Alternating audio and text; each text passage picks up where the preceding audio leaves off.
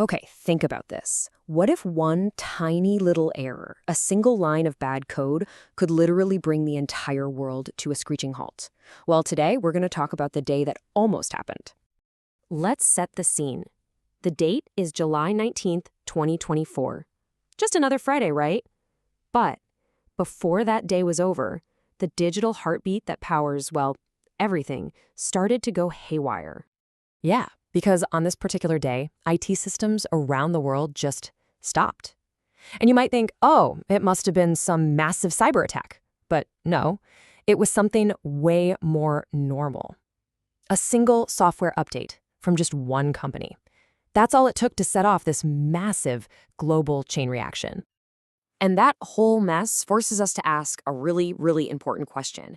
I mean, what actually happens when that digital safety net that we all take for granted just disappears? Poof, gone in an instant. So how did things go so wrong so fast? Well, it all started with something that happens every single day, a routine, automated software update. This one was from the cybersecurity company CrowdStrike. The problem? This update had a huge bug in it, and within minutes, dominoes just started to fall everywhere. Computers around the world started crashing. By noon, it was total chaos. We're talking airlines grounding thousands of flights, banks freezing up. And then, by the afternoon, the crisis hit where it really, really counts. Hospitals started to go dark. And that's where this story stops being about abstract global problems, you know? It becomes about the real, human cost of a digital screw-up. I mean, look at this number, 759. Just let that sink in. In the US alone, one study confirmed that 759 hospitals had their services disrupted. That's almost a third of all the hospitals they were even looking at, just thrown into chaos practically overnight. And when researchers dug into what exactly went down, whoa, the results were pretty scary. They looked at almost 1,100 different digital services that failed. And get this, over a third of them, 37%, were either directly for patient care or were essential for just keeping the hospital running. We're not talking about minor annoyances here. This was about the stuff that actually saves lives. So what does that mean in a real-world sense? Well, for patients, it means things like fetal monitoring systems just going offline. Imagine a doctor not being able to see a critical X-ray or a scan. And on the operational side, staff couldn't even pull up their schedules or print a document. In a hospital, every single one of those failures, that's a new risk.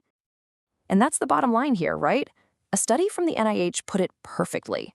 These kinds of tech failures, they're not just an IT problem. They are a patient safety problem. They get right in the way of doctors and nurses trying to provide care. Okay, so the risk to patients was obviously the most immediate and terrifying cost. But the ripple effects, they didn't stop at the hospital doors. This glitch sent a huge shockwave through the entire global economy.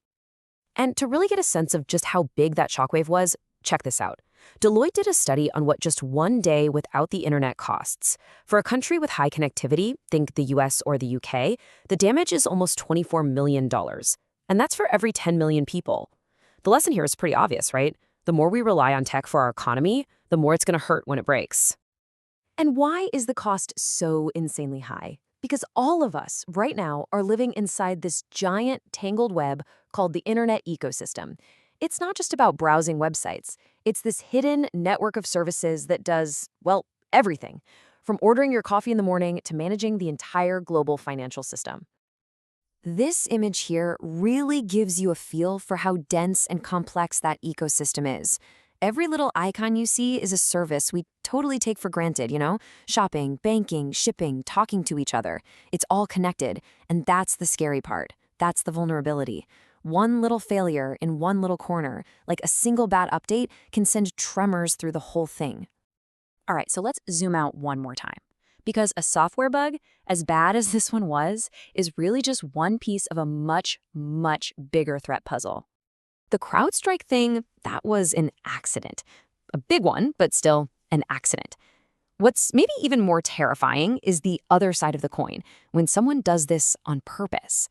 We're talking malicious cyber attacks, ransomware gangs literally holding hospitals hostage with their data, or even governments trying to cause chaos on purpose. It's helpful to think about these threats on a kind of spectrum. On one end, you've got a software bug like the CrowdStrike event. Move up a notch, and you have a targeted cyber attack, like what happened to Change Healthcare that shut down pharmacies all over the country. And then, at the very far end, you have a massive infrastructure failure, like an EMP, an electromagnetic pulse, that could hypothetically just wipe out the entire power grid. The range of threats is huge, and it's not getting any smaller. So all of this is our new reality, and it means we have to start thinking about our digital health in a completely new way. What we really need is something like a digital immune system. And this quote from that NIH paper really just nails the problem. It says, "Today, there is no public health surveillance system that monitors the well-being of critical healthcare technology systems." Let me translate that. When it comes to the tech that literally keeps us alive, we're basically flying blind. We have no idea if it's healthy or not until it's too late. So what's the solution?